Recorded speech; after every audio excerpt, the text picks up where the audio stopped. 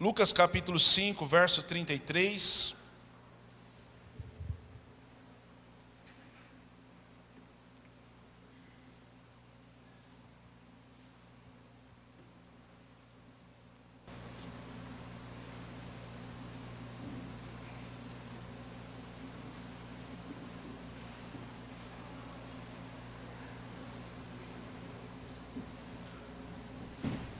Quem encontrou, diga graças a Deus.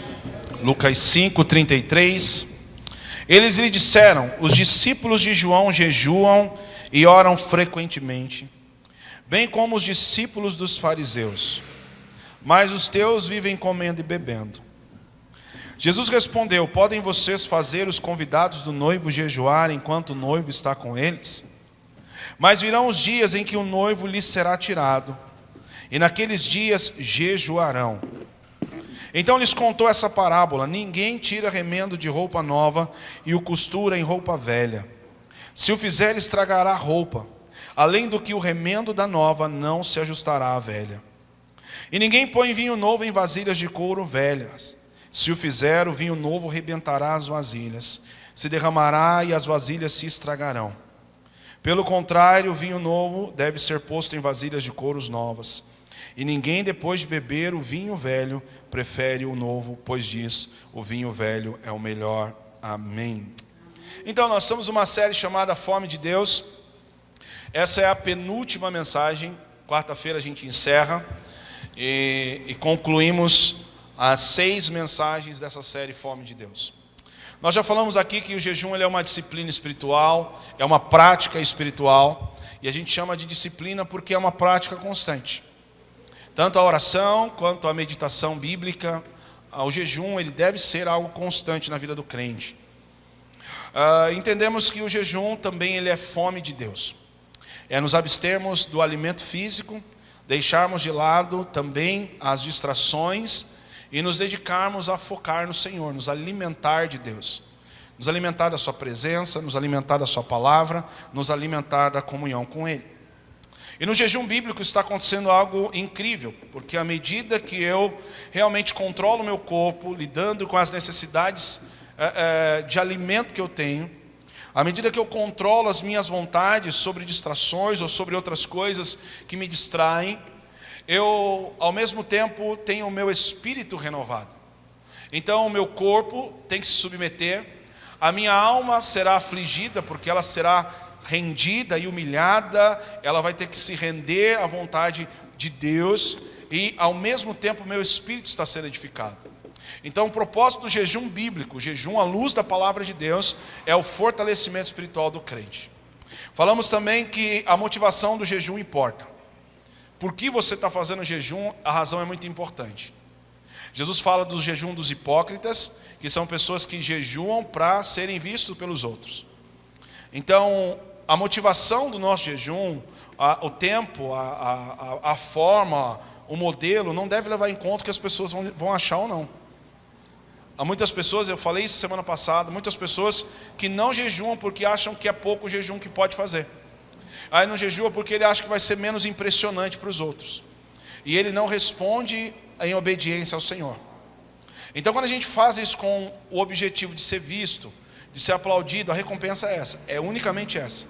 Não vai ter céus abertos, não vai ter liberação da parte de Deus, não vai ter renovo, não vai ter transformação. O máximo que você vai conseguir é o elogio das pessoas. Então entendemos, para Deus a motivação importa. Não só a motivação do jejum, mas a motivação de tudo. A vida cristã não é só o que fazemos do lado de fora, mas é como está o nosso coração do lado de dentro. O que nos atrai, o que nos motiva, Deus está levando em conta. E isso pode macular ou pode abençoar a nossa prática de devoção que temos diante do Senhor. Por fim, eu falei na quarta-feira que o objetivo primário é buscar a Deus. Quando a gente jejua, nosso objetivo inicial e principal é buscar a Deus. Mas existem outros objetivos que a gente pode colocar à medida que nós jejuamos. Então, se você quer saber quais são esses objetivos, entra lá no YouTube, acha a mensagem de quarta-feira e aí você assista ela por completo. Nós falamos pelo menos de 7 coisas que podemos colocar dentro de um propósito de jejum, à luz da Bíblia, seguindo os exemplos da palavra de Deus e entendendo à luz da palavra de Deus que a gente pode colocar como realmente algo que é alvo, propósito, motivo do nosso jejum. E hoje eu quero gastar o tempo nesse texto. A gente cantou essa canção baseada nesse texto, nós estamos meditando nisso, e eu quero chamar essa mensagem hoje de por que eu devo jejuar. Nós já falamos tantas coisas, o que é o jejum, a motivação do jejum, falamos tantas coisas, mas hoje eu quero dizer para você, por que você deve jejuar? E Jesus, ele está realmente sendo questionado por pessoas que estão olhando outras pessoas jejuando. Então, a gente vai entender que jejum não é algo que é restrito só a cristão. Não é só cristão que pratica jejum.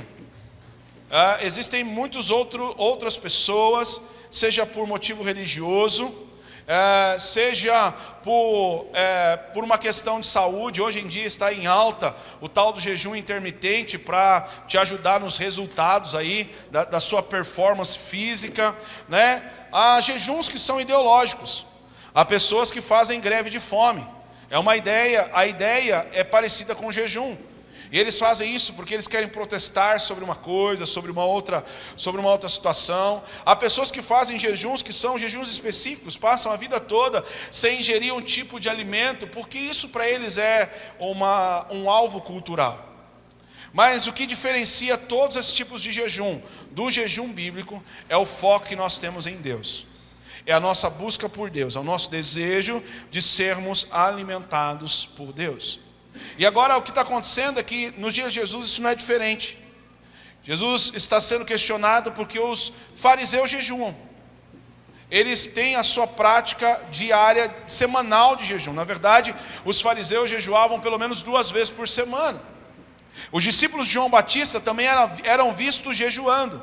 Mas até então os discípulos de Jesus não estavam jejuando. E quando Jesus é questionado, Jesus ele resume essa razão, dizendo: olha, isso aqui é uma questão de tempo. Eles não estão jejuando agora, mas vai chegar um momento em que eles vão jejuar. Essa falta de jejum tem um prazo de validade. E ele coloca dizendo que quando ele não estiver mais no meio dos discípulos, quando ele estiver ascendido aos céus, seus discípulos vão jejuar. Seus discípulos terão essa prática, esse hábito de se consagrar, de se separar para Deus, para fortalecer o seu espírito, para enfraquecer a sua carne, para ser renovado, para se alimentar de Deus e para ser renovado em Deus. Então a primeira razão por que você deve jejuar é porque Jesus espera que os seus discípulos jejuam. Você é discípulo de Jesus, sim ou não? Versículo 34 do capítulo 5. Jesus respondeu: podem fazer os convidados do noivo jejuar enquanto o noivo está com eles? Mas virão dias quando o noivo lhes será tirado, e naqueles dias eles jejuarão. Então era comum nos tempos antigos, pelo menos uma festa de casamento durar por pelo menos 7 dias. E nesses dias de celebração não se era adequado você se abster de alimento, você entrar num jejum, entrar num tempo de lamentação, porque era um momento de festejar, um momento de celebrar. E Jesus está usando essa alegoria para dizer: olha, enquanto eu estou com eles, são dias de festa. Enquanto eu estou com eles estão realmente tendo comunhão, eles estão aprendendo, mas vai chegar um dia em que eles vão jejuar. Então Jesus está olhando para os seus discípulos, entendendo, uma hora eles vão se comprometer com a prática do jejum, eles vão se dedicar profundamente a isso. Outro lugar que Jesus demonstra a sua expectativa para que os seus discípulos jejuem é Mateus capítulo 6. Abre rapidamente lá, Mateus 6, Sermão do Monte. Jesus vai ensinar sobre o jejum, e lá no verso 16, ele vai dizer o seguinte: quando jejuarem, não mostrem uma aparência triste como a dos hipócritas, porque eles mudam a aparência do rosto, a fim de que os homens vejam que eles estão jejuando. Eu lhes digo verdadeiramente que eles já receberam a sua plena recompensa. Ao jejuar, ponha óleo sobre a sua cabeça, lave o seu rosto, para que não pareça aos outros que você está jejuando, mas apenas ao seu Pai que o vê em secreto. E o seu Pai que o vê no secreto o recompensará. Então, perceba as palavras de Jesus. Jesus não diz se você quiser jejuar, ou se talvez você jejuar. Ele diz quando. Por quê? Porque ele está esperando que aqueles que vão ouvir esse sermão, aqueles que vão aprender o Evangelho, aqueles que vão caminhar à luz do Evangelho, jejuem. Então ele diz, quando vocês jejuarem, e ao jejuarem, vocês devem ter essa atitude. Não imitem os hipócritas, não faça como eles fazem, mas pratique dessa maneira. Então Jesus, ele está mostrando aos seus discípulos que parte da sua devoção, assim como ele apresentou a oração, quando vocês orarem. Assim como ele fala da generosidade, não é um talvez, mas é algo que é esperado da nossa vida. Oração, generosidade, comunhão com Deus, jejum. Ele diz, quando você fizer, eu vou dar essa instrução para você, para que você faça não do jeito errado, mas para que você faça do jeito certo. Para que então essa prática que você está fazendo, realmente seja recebido como uma oferta diante de Deus, e não somente como um ato religioso. Então Jesus aponta para isso, quando vocês jejuarem, ao jejuarem, e o que é melhor, Jesus apresenta um resultado desse jejum. Ele diz, o Pai que te vê em secreto vai recompensar você. Então ele está apresentando para os seus discípulos que existe uma recompensa. E quando os seus discípulos jejuam, que eles se colocam em devoção ao Senhor, através da prática do jejum, Deus vai receber esse jejum. Glória a Deus por isso, aleluia. Deus receberá e recompensará sua devoção, recompensará a sua entrega. Então Jesus, por que eu devo jejuar? Porque Jesus espera que você jejue. Porque Jesus deu instruções para que você jejue. Porque Jesus apresentou que o Pai tem uma recompensa para você quando você o faz. Então Jesus espera que a gente faça isso. Segundo ponto, por que a gente deve jejuar? Porque Jesus e a igreja do primeiro século, eles são um exemplo para nós.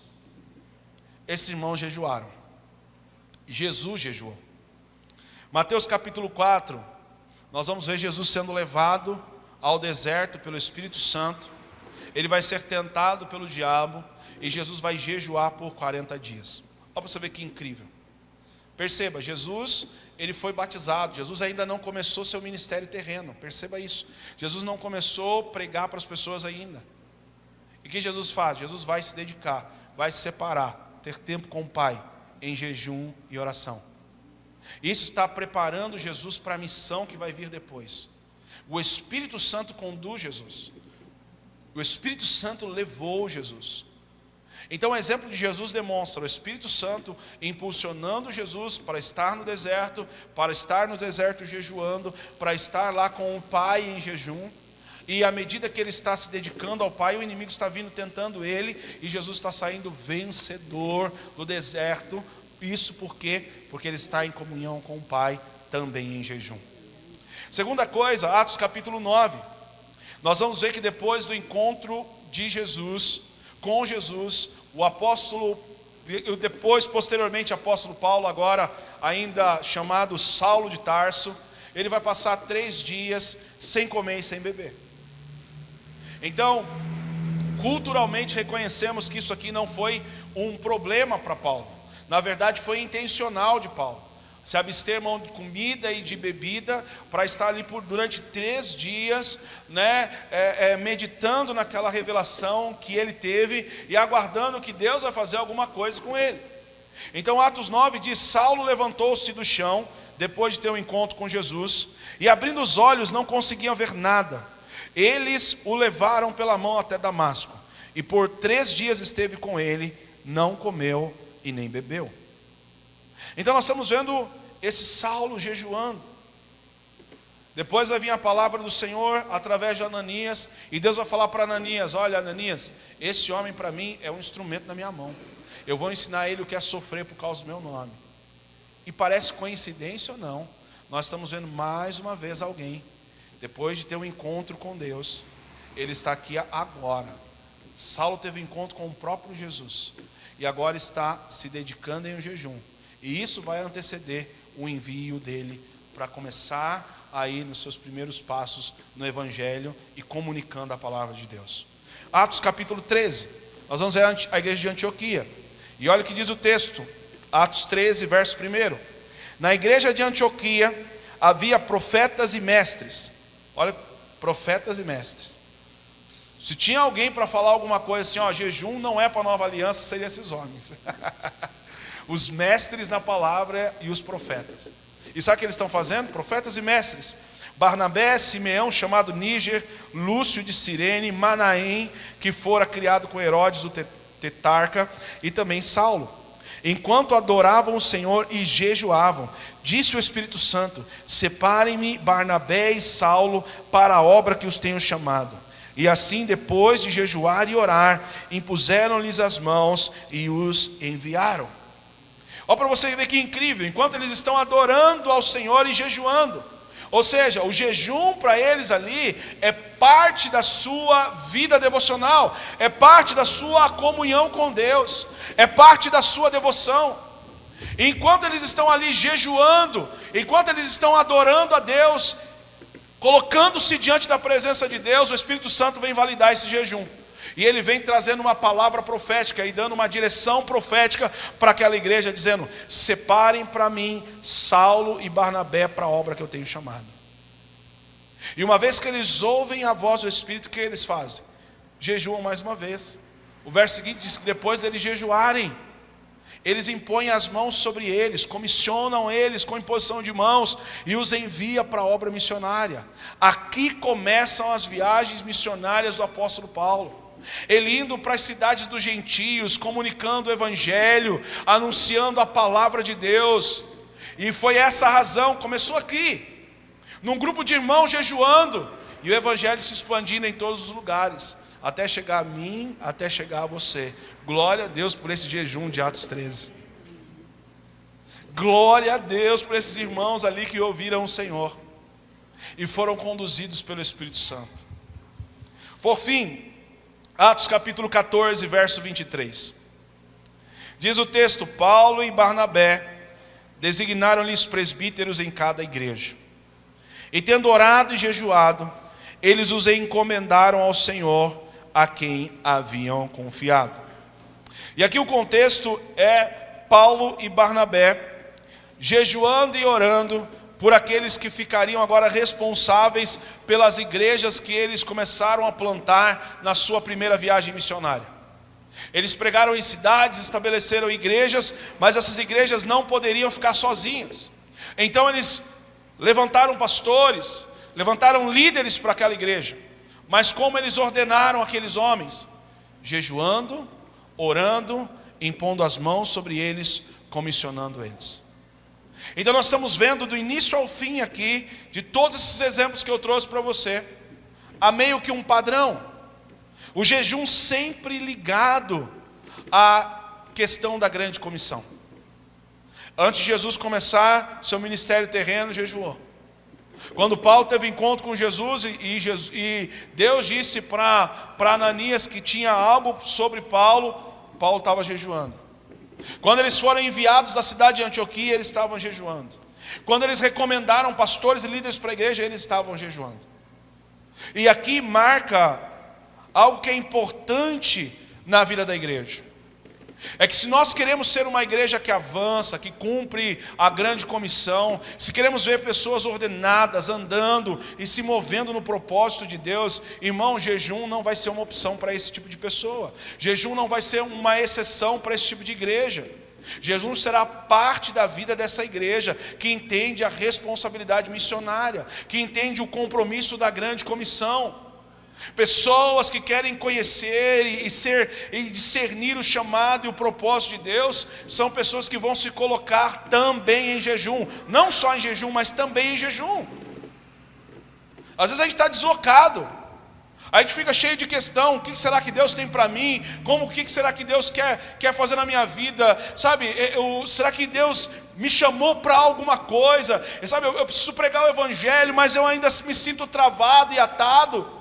E a gente vai para o YouTube, vai achar lá uma mensagem, quem sabe, um videozinho rápido no TikTok, para ver se Jesus fala comigo. A gente acostumou com as coisas no fast food, as coisas rápidas. E a gente está entrando numa série de confusões, porque a gente não quer caminhar no processo.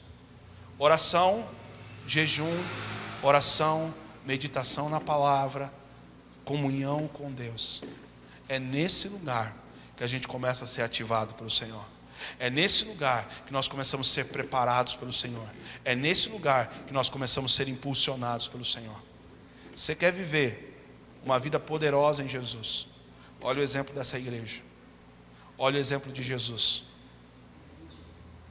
Então, se queremos, irmãos, caminhar de uma maneira poderosa, ser uma igreja que avança no propósito de Deus, se nós queremos ser instrumentos de Deus para tocar a nossa família, tocar os nossos filhos, tocar as nossas próximas gerações, precisamos ser homens e mulheres de jejum e de oração também. Isso é parte da vida cristã. Isso não é uma opção na vida cristã. Isso não é só um detalhe. Isso é essencial na vida do homem e da mulher de Deus. Por que eu devo jejuar? Porque Jesus não só espera que eu jejue, mas Ele me deu um exemplo. Ele foi o exemplo. Sua igreja, a igreja que Ele plantou, foi um exemplo. Os homens a quem Ele chamou foram um exemplo para nós, de que jejum e oração é parte de uma igreja que avança no cumprimento da grande comissão. Mas para finalizar, eu quero olhar com você uma parábola que Jesus está contando aqui em Lucas no capítulo 5. Eu já preguei muitas vezes essa parábola de maneira desconectada do seu contexto. Embora a aplicação fosse precisa e realmente fiel à palavra de Deus, nós vamos perceber que quando Jesus fala do remendo novo numa roupa velha e do vinho novo num odre velho, Jesus está olhando para um contexto que é um contexto de jejum. As pessoas perguntaram para Jesus: por que seus discípulos não jejuam? Por que seus discípulos não estão jejuando? Então Jesus disse primeiro é uma questão de tempo, mas em segundo lugar a gente tem que entender isso aqui. E aí Jesus começa dizendo, então, na verdade o texto começa dizendo, então ele contou essa parábola: ninguém tira remendo de roupa nova e o costura em roupa velha. Se o fizer, estragará a roupa nova, além do que o remendo da roupa nova não se ajustará na velha. Então aqui é fácil a gente entender. É tipo, você chega lá na sua casa, sua calça rasgou. E aí você fala, estou com a minha calça rasgada, qual que é a solução? Vou pegar uma calça nova, vou cortar a calça nova e vou remendar a calça velha. Não faz sentido. Joga a velha e põe a nova. É basicamente isso. Jesus está dizendo, se você pegar uma roupa nova, cortar ela para remendar a velha, em primeiro lugar, é uma tolice. Você estragou uma peça boa. Você estragou uma roupa que estava inteira. O que era para você ter feito é ter trocado de roupa, é ter substituído a roupa. E não usá-la, porque ela não vai ficar boa também. Vai estar ali um jeans novo, um preto novo, né? Ali, e vai encaixar com aquela calça que já está velha, desgastada. Vai ficar muito estranho. Então ele diz, você vai estragar a outra e ela não vai se ajustar na roupa velha. Então isso não é sábio fazer. E aí ele vai continuar essa parábola. E ele vai falar assim, ninguém vai colocar vinho novo num odre, ou na minha versão que diz aqui, numa vasilha de couro velha. Se o fizer, o vinho novo rebentará a vasilha e se derramará e vai estragar tanto a vasilha quanto vai estragar o vinho.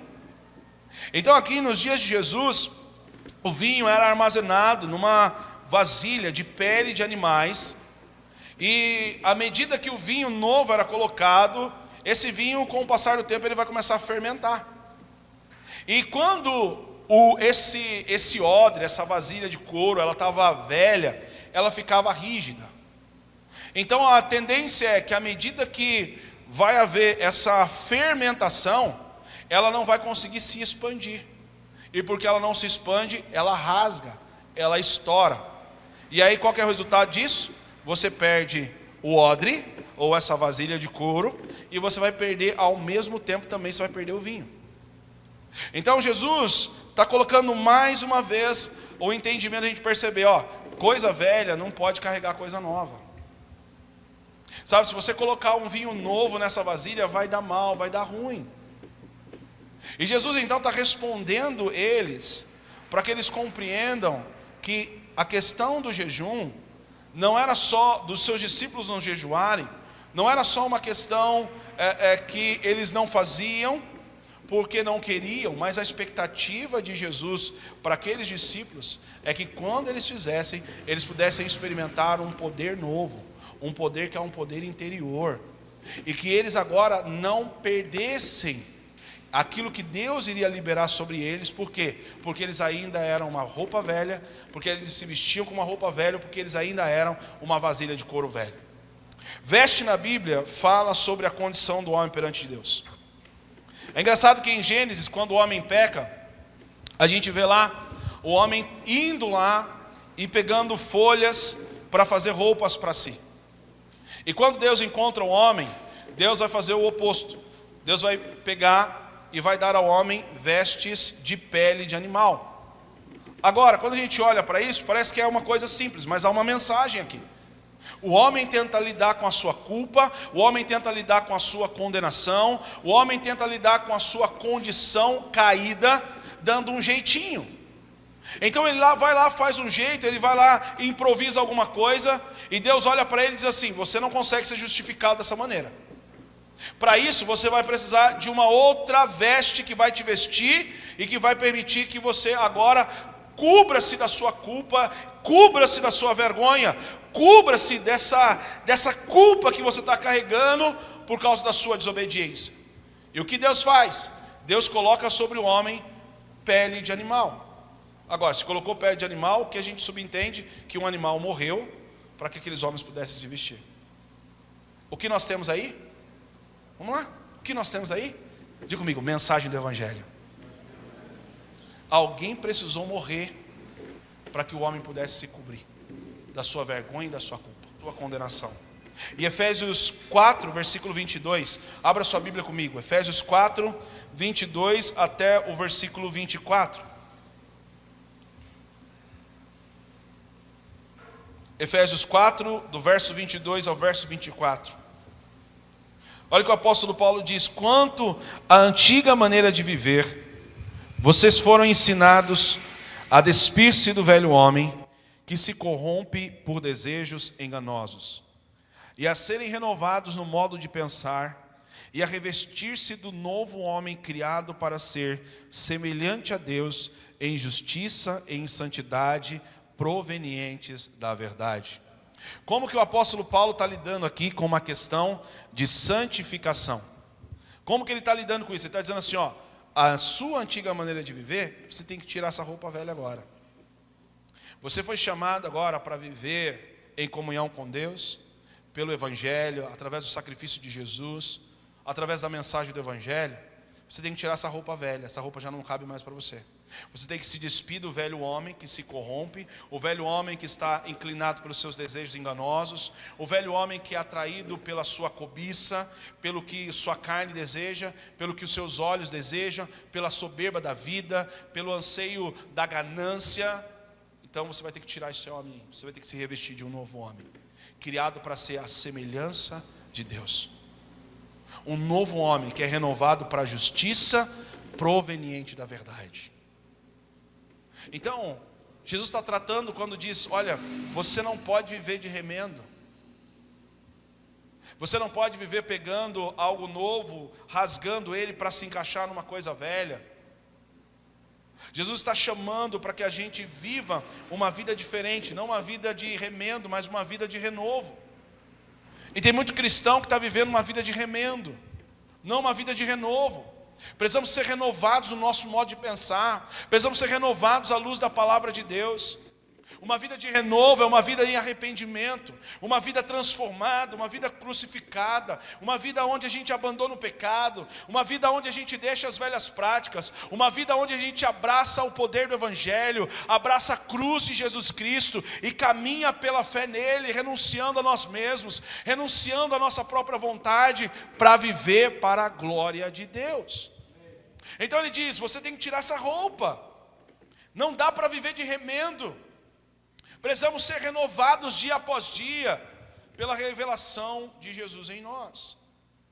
Segunda coisa, é que o vinho vai ilustrar a nova obra que Deus em Cristo está oferecendo ao homem através do Evangelho. Vinho novo fala daquilo que Deus está depositando em você. Vinho novo fala da graça. Vinho novo fala sobre essa vida transformada. Vinho novo fala sobre dons que Deus está liberando sobre você.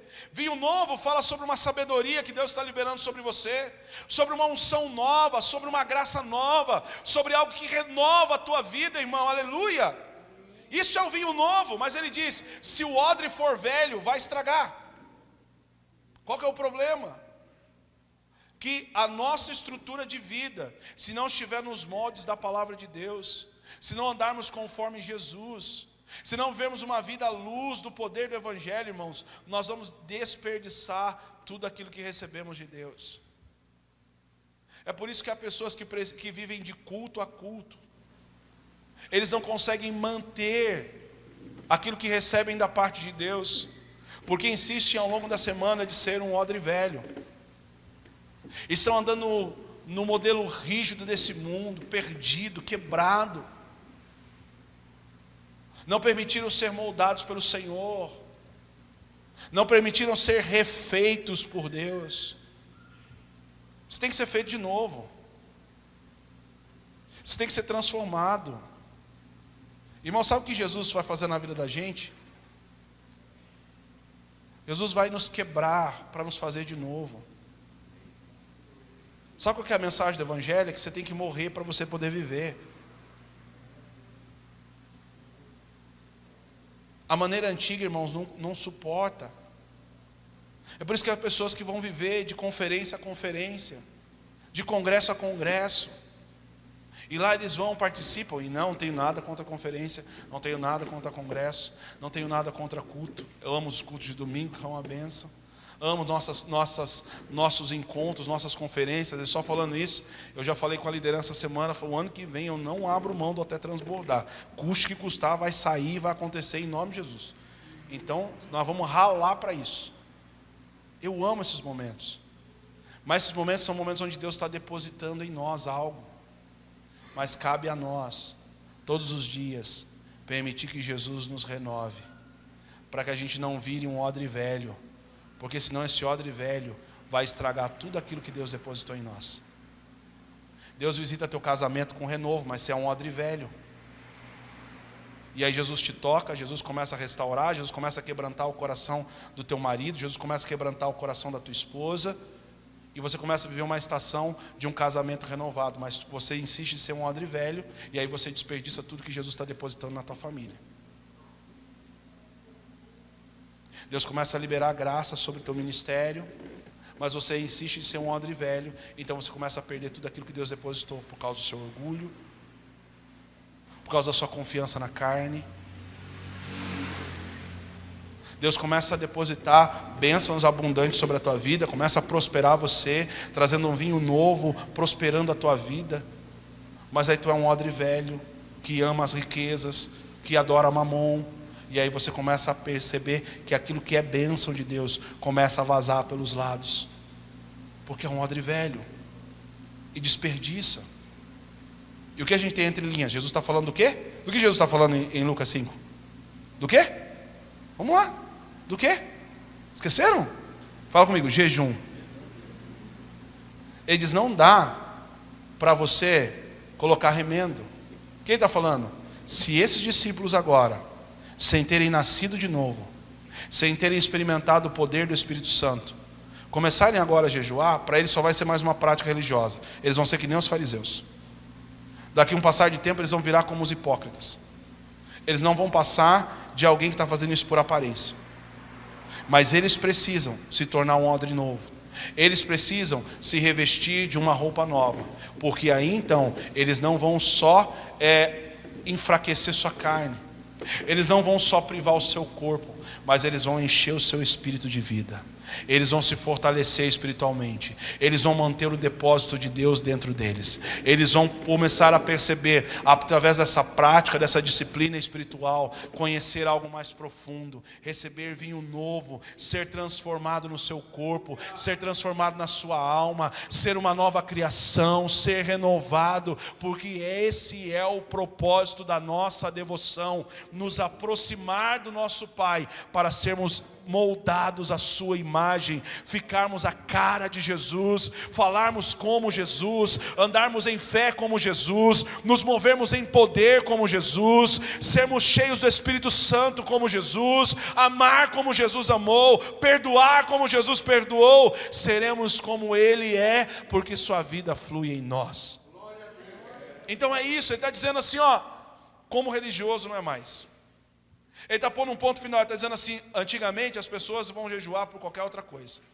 Os fariseus vão jejuar talvez por aparência, eles vão jejuar só porque é um costume, eles vão jejuar só porque é uma prática comum, eles vão jejuar, alguém vai jejuar porque quer emagrecer, alguém vai jejuar porque quer mostrar que é mais religioso, mas vocês não vão ficar com fome, vocês vão se alimentar de Deus. Vocês vão enfraquecer tua carne, mas vocês vão fortalecer o teu espírito. Vocês vão se afastar das coisas temporais que te dão prazer, para estar em lugar secreto com o Pai. Vocês talvez vão ser criticados pelos homens. Para que fazer isso? Para que isso? Mas o teu Pai que te vê em secreto vai te recompensar publicamente. Deus está falando assim, olha, vocês vão entrar numa nova estação.